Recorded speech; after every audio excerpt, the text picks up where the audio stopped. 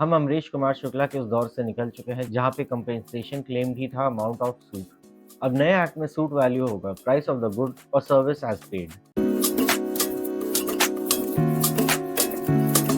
नमस्ते दोस्तों, आज हम जिस टॉपिक पे डिस्कस करने जा रहे हैं वो है कंज्यूमर केस का पेक्यूनरी जुरिस्डिक्शन और 2019 का एक्ट 1986 के एक्ट से कहाँ डिफर करता है और किस जजमेंट ने उस डिफरेंस को हाईलाइट किया है। चलिए इस कॉन्सेप्ट को एक एग्जाम्पल के थ्रू समझते हैं। मान लीजिए आपने 50 लाख का एक फ्लैट खरीदा, बिल्डर ने पोजेशन नहीं दिया, आपने मेंटल हरासमेंट, नुकसान, इंटरेस्ट विंटरेस्ट सब कुछ मिला के 1 करोड़ का दावा डाला। सवाल ये है कि आप केस फाइल कहाँ करेंगे? डिस्ट्रिक्ट कमीशन, स्टेट कमीशन या नेशनल कमीशन? इसके लिए आपको केस का वैल्यू डिसाइड करना होगा। यहाँ पे दोनों एक्ट 1986 और 2016 के एक्ट में फ़र्क पड़ता है।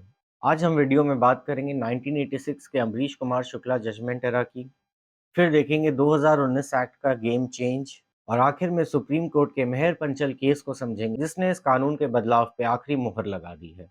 वीडियो शुरू करने से पहले अगर आपने अभी तक हमारे चैनल को सब्सक्राइब नहीं किया है तो ज़रूर से सब्सक्राइब करें। चलिए चलते हैं वीडियो की तरफ। पहले चलते हैं 1986 के कानून की तरफ। इस कानून में पेक्यूनरी जुरिस्डिक्शन यानी सूट का वैल्यू डिसाइड करने के लिए एक सिंपल फॉर्मूला था, यानी कि आपकी प्रोडक्ट की कीमत और जो आप कंपनसेशन मांग रहे हैं, दोनों को जोड़ के जो भी अमाउंट होता है उसको फाइनल अमाउंट माना जाता था पेक्यूनरी जुरिस्डिक्शन के लिए। यानी कि इस टोटल अमाउंट से पता चलता था कि आपका केस कहाँ फाइल होगा। इस फॉर्मूला को सुप्रीम कोर्ट ने अपहोल्ड किया था अमरीश कुमार शुक्ला के जजमेंट में और ये केस अभी भी 1986 के एक्ट को लेके लॉ है। इस केस में दो बातें साफ कही गई थी। इंडिविजुअल कंप्लेंट्स में हमेशा कंप्लेंट का value value of goods plus compensation claimed होता है, और ग्रुप कंप्लेंट्स यानी कि सारे फ्लैट बायर्स का केस हो तो सारे फ्लैट बायर्स के अमाउंट को ऐड करके जो भी अमाउंट होता है उसको केस का सूट वैल्यू माना जाता है।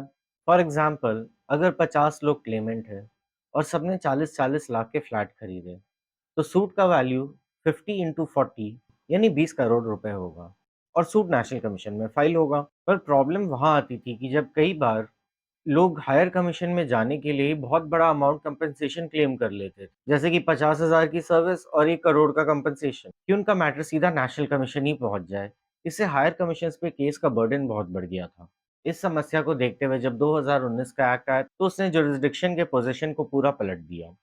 अब इस बात से कोई फर्क नहीं पड़ता कि आप कंपनसेशन 10 लाख मांगे या 20 लाख या 30 लाख। केस का वैल्यू डिसाइड होगा आपके खरीदे हुए प्रोडक्ट या सर्विस के दिए हुए प्राइस से। और इतना ही नहीं, नए एक्ट ने इस कारण पेक्यूनरी जुरिस्डिक्शन के लिमिट को भी बढ़ा दिया है हर लेवल ऑफ कोर्ट के लिए। जैसे कि डिस्ट्रिक्ट कमीशन का अपर लिमिट 50 लाख रुपए है। हालांकि ओरिजिनली एक्ट ने तो इस लिमिट को बहुत ज्यादा बढ़ा दिया था, पर बाद में सरकार ने नोटिफिकेशन लाके इस लिमिट को थोड़ा रीजनेबल किया। अब ये बदलाव बहुत से लोगों को अजीब लगा और उनका कहना था कि ये आर्बिट्री है, और इस बात से उसके रेलेवेंट प्रोविजंस चैलेंज किए गए थे सुप्रीम कोर्ट में, और केस का नाम था Mihir Panchal versus union of India. Case के फैक्ट्स तो है सिंपल। कंप्लेनेंट ने खरीदी थी 31 लाख की गाड़ी, पर गाड़ी में आग लगने के कारण कंप्लेनेंट के हस्बैंड की मौत हो गई, जिसके कारण कंप्लेनेंट ने 50 करोड़ का क्लेम डाला था। पुराने कानून के हिसाब से तो ये सूट का वैल्यू होता 50 करोड़ और केस जाता सीधा नेशनल कमीशन। लेकिन नए कानून के मुताबिक गाड़ी का दाम है 31 लाख, चाहे कंपनसेशन क्लेम जो भी हो, और गाड़ी के दाम से ही सूट का वैल्यू डिसाइड होगा, यानी मैटर जाएगा डिस्ट्रिक्ट फोरम, जिसकी अपर पेक्यूनरी लिमिट है 50 लाख। अब जानते हैं सुप्रीम कोर्ट ने इस मामले पे क्या कहा। सुप्रीम कोर्ट का कहना था पार्लियामेंट इज कॉम्पिटेंट, संसद के पास ये पावर है कि वो अदालत का पेक्यूनरी जुरिस्डिक्शन डिसाइड करे, और उन्होंने इस पावर का सही उपयोग भी किया है इस केस में। ये प्रोविजंस में बदलाव लाया गया था to stop exaggerated claims. Court ने माना कि लोग पुराने सिस्टम में मनमाना अमाउंट का कंपनसेशन क्लेम करके लोअर कोर्ट्स को बाईपास करते थे। नया नियम इस प्रैक्टिस को रोकने के लिए लाया गया है। No loss of remedy. Supreme court ने कहा है कि इससे आखिरकार रेमेडी में तो कोई प्रॉब्लम नहीं है। कंज्यूमर कोर्ट के रास्ते पहले भी आपके लिए खुले थे, अभी भी आपके लिए खुले हैं, बस उसे सुनने का फोरम बदल गया है, यानी आपकी रेमेडीज तो अभी भी इंटैक्ट है।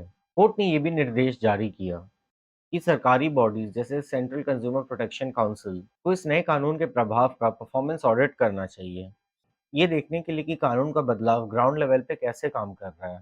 तो आखिर में समझते हैं इस जजमेंट का आम आदमी के लिए मतलब क्या है। जैसे फॉर एग्जांपल, कार की प्राइस हो 30 लाख और आपने कंपनसेशन क्लेम किया 80 लाख, तो सूट का वैल्यू होगा पुराने कानून में 80 प्लस 30 यानी 110 लाख, यानी 1 करोड़ 10 लाख। पर नए कानून में आप चाहे 80 लाख कंपनसेशन क्लेम करें, चाहे 800 लाख कंपनसेशन क्लेम करें, उससे कोई फ़र्क नहीं पड़ेगा। आपके लिए सूट का वैल्यू 30 लाख ही होगा और आपका केस जाएगा डिस्ट्रिक्ट फोरम पे।